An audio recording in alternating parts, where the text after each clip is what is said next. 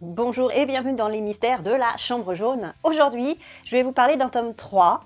Je vous ai parlé du tome 2 il n'y a pas si longtemps que ça. Il s'agit des Chroniques de Sainte Mary, donc le livre 3, et celui-ci s'intitule Une seconde chance. C'est chez les éditions Hervé Chopin, HC Éditions. Et je remercie toujours Agnès qui me l'a envoyé. Elle sait que j'adore cette saga-là, et celui-ci, c'est... J'avais adoré le premier, j'avais adoré le deuxième, mais alors celui-ci, c'est... À la fin du tome 2, donc, qui s'appelait D'écho en écho, je vous mets les vignettes de mes précédentes vidéos par ici, normalement.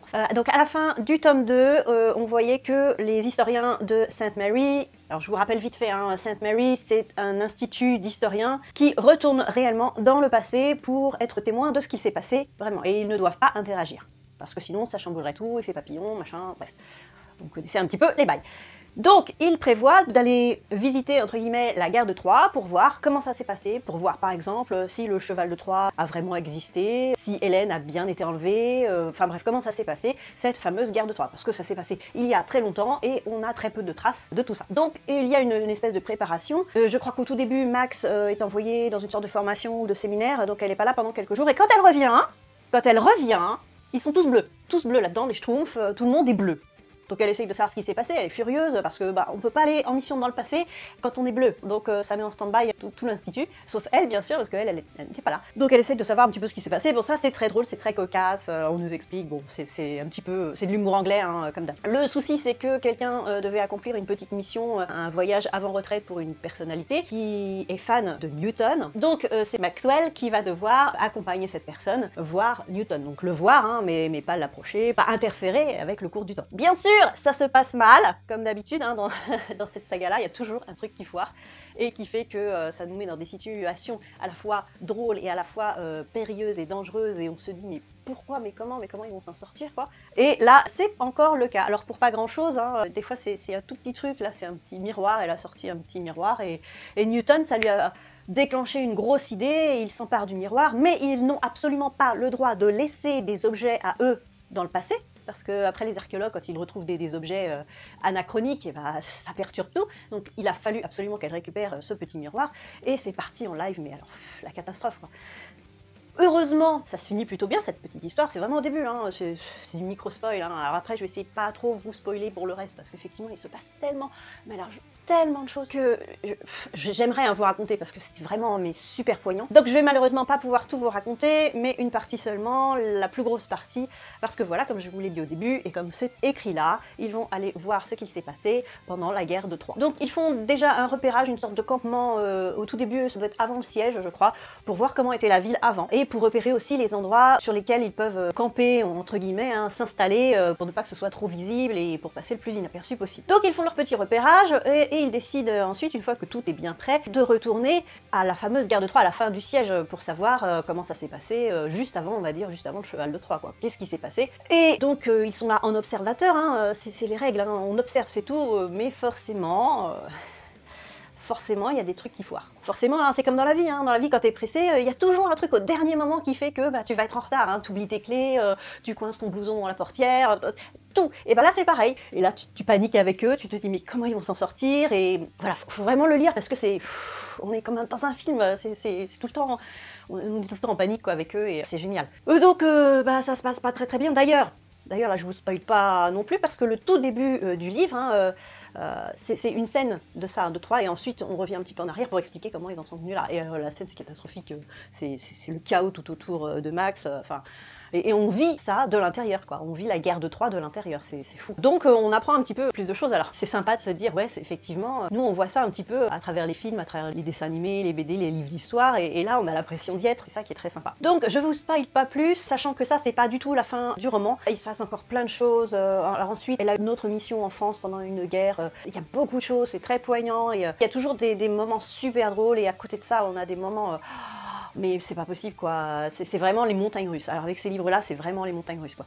Autant quand c'est drôle, mais voilà, tu te dis mais les répliques quoi, les répliques qu'ils ont. Et puis à côté de ça, toute la trame de l'histoire dramatique, et aussi parce que c'est super intelligent. Tous les retours dans l'histoire et tout ça, c'est quand même une trame qu'il faut avoir travaillé. Tu peux pas faire ça n'importe comment quoi. Quand il y a des liens avec ce qui s'est passé dans les livres d'avant, et tu dis forcément l'auteur, hein, Jody Taylor, je vous ai pas redit, mais l'auteur c'est Jody Taylor, je vous l'ai dit dans les 2 autres vidéos précédentes. C'est vachement bien pensé. Moi j'imagine son bureau avec des post-it partout, vous savez, comme font les agents du FBI qui recherchent des serial killers quoi, avec des cordes partout pour tout relier. Je sais pas si c'est ça, hein, mais pour moi dans ma tête c'est comme ça que c'est travaillé quoi, parce qu'il y a des liens tout le temps entre tout, et justement quand il y a du voyage dans le temps, il faut que ce soit assez cohérent, et c'est cohérent. Et donc il y a encore plein d'autres tomes après, j'ai super hâte quoi. J'ai super hâte. Alors le prochain normalement en général c'est octobre-février, celui-ci est sorti en février. J'attends le prochain au mois d'octobre quoi, le tome 4, c'est fou quoi. On a donc on a de l'histoire, on a de l'humour, et on a aussi l'histoire d'amour entre Max et son chef Farrell là, qui devient une histoire d'amour encore plus poignante, une histoire d'amour impossible, parce que je vous rappelle que le chef Farrell c'est un homme qui vient du futur, qui a été amené en mission dans le présent, enfin dans le présent de Madeleine Maxwell. C'est vachement bien fait quoi, c'est vachement bien pensé. C'est super dommage que je puisse pas tout vous raconter de tout ça. Alors pour me faire pardonner, on va faire un petit peu d'histoire. Je vais vous raconter un petit peu, mais vite fait, hein. Je vais pas rentrer dans les détails du tout parce que c'est super compliqué, la guerre de Troie, parce qu'il y a un mélange d'histoire et de mythologie. Il faut savoir que la guerre de Troie, c'est principalement grâce à Homère dans l'Iliade qu'on la connaît, on va dire. Alors il y a eu d'autres textes assez rares qui ont survécu, mais c'est principalement grâce à ça. Donc c'est beaucoup de la fiction, sachant que Homère, il a pas du tout vécu à l'époque de la guerre de Troie, quoi, hein. Je vais vous donner un petit peu de précision là-dessus, et on se revoit plus tard. Donc cette guerre est racontée, comme je vous l'ai dit, en partie dans l'Iliade d'Homère, et elle aurait été causée par l'enlèvement d'Hélène, qui était la femme du roi de Sparte, Ménélas, par Paris, l'un des fils du roi de Troie. Donc vous situez, hein, il y a le roi de Troie, hein, je vous mets une carte, et le fils Paris qui était une sorte de berger, et il a enlevé Hélène. Alors pareil, je vous raconte pas hein, les circonstances, hein, j'ai mis plein de liens dans la description, vous pouvez aller voir. Que le mec, il enlève Hélène, il la ramène à Troie. Alors, ce qui se passe, c'est que forcément, Ménélas, il est pas très content, et il y a une sorte de serment, de pacte entre lui et les autres rois grecs. Donc tous les rois grecs se mettent avec Ménélas pour lui faire la guerre à Troie, forcément. Donc ils ont constitué une flotte qui a accosté pas très loin de Troie, 2 ans après l'enlèvement d'Hélène. Donc ils ont mis quand même 2 ans à monter leur truc, et donc ils font la guerre au roi de Mysie, qui s'appelait Télèphe. C'était donc le fils d'Hercule, hein, quand même, c'est pas rien, quoi, hein. Et donc après de bons gros carnages, Télèphe s'aperçoit de qui il a en face de lui, hein, et donc les combats s'arrêtent. Et là donc les Grecs, ils rentrent chez eux pendant 8 ans, hein, donc là ça fait 10 ans qu'Hélène a été enlevée déjà quand même, et ils se reposent un peu, et donc c'est à partir de ce moment-là à peu près que commence l'Iliade d'Homère. Donc les récits précédents, comme je vous l'ai dit, ils ont été perdus, et alors il y a quelques résumés qui nous sont parvenus, puis des pièces de théâtre comme celle d'Euripide, les Troyennes. Et donc c'est aussi à cette période-là que nos historiens de Sainte-Marie visitent Troie, et c'est à ce moment-là que tout part en cacahuète pour les Grecs. Alors il y a encore une histoire d'enlèvement, les dieux s'en mêlent, enfin voilà, ça pue un peu pour les Grecs quoi, et ils se retrouvent avec la peste. C'est ballot, mais c'est comme ça, hein. Fallait pas enlever des gens, fallait pas, bref. Et donc, ils auraient gagné la guerre de Troie uniquement grâce à l'intelligence d'Ulysse, qui a suggéré en fait de construire un immense cheval en bois, soi-disant en offrande à Poséidon, et de le laisser là sur la plage, qui était en fait bourré de soldats grecs à l'intérieur. Et donc, ils le laissent sur la plage, hop, ils font mine de repartir en Grèce. Du coup, les Troyens, qu'est-ce qu'ils font? Il faut rentrer le cheval, et bim, là, c'est mort, quoi. Les Grecs sortent du cheval, et alors on sait pas trop par quel bout, hein, dans le livre on se demande un petit peu, et donc là, c'est la fin pour les Troyens. Donc dans le roman, les historiens de Sainte-Marie voient ce qu'il s'est réellement passé. L'enlèvement d'Hélène a-t-il vraiment été la cause de tout ce massacre? Le cheval de Troie a-t-il vraiment existé? Etc. Nous, on a des réponses à tout ça dans le roman. On ne sait pas si c'était comme ça en réalité, hein. Donc en réalité, que sait-on de cette guerre? Donc on pense aujourd'hui que Troie se trouvait à Hisarlik, qui est en Turquie aujourd'hui. Donc plusieurs fouilles tentent à le montrer. Toujours, vous avez des liens en description. Et donc la guerre de Troie, si elle a eu lieu, se serait déroulée à l'âge de bronze. Alors c'est un peu vague, hein, entre 3000 et 1000 avant Jésus-Christ. Alors Jésus-Christ, hein, qu'il existe ou non, hein. Peut-être que dans les prochaines chroniques de Sainte-Marie, on nous le dira, je sais pas. Mais il est encore très difficile de dater cette guerre avec précision. Ils creusent à Hisarlik, mais c'est compliqué quand on n'a pas de traces écrites, des choses comme ça, c'est assez compliqué. L'enlèvement d'Hélène n'aurait pas été la véritable cause de cette guerre. Il semblerait que, comme dans la plupart des guerres, ce soit nettement moins romantique, hein, l'appât du gain, les matières premières et le contrôle d'une zone commerciale stratégique, parce que Troie était dans une zone stratégique. Donc j'espère que vous l'aurez compris, ce livre, je l'ai, mais alors surkiffé quoi. C'était vraiment, mais même la fin c'est mais what, il y a un cliffhanger de fou quoi, à la fin c'est...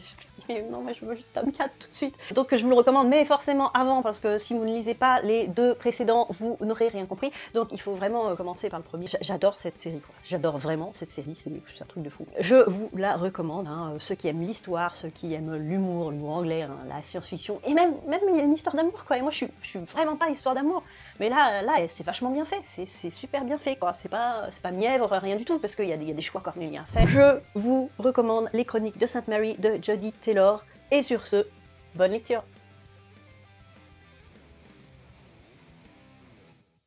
Et là je fais attention, parce que dans ma précédente vidéo de livre, eh ben, j'ai mes cheveux qui avaient frotté sur le micro, donc on va faire comme ça.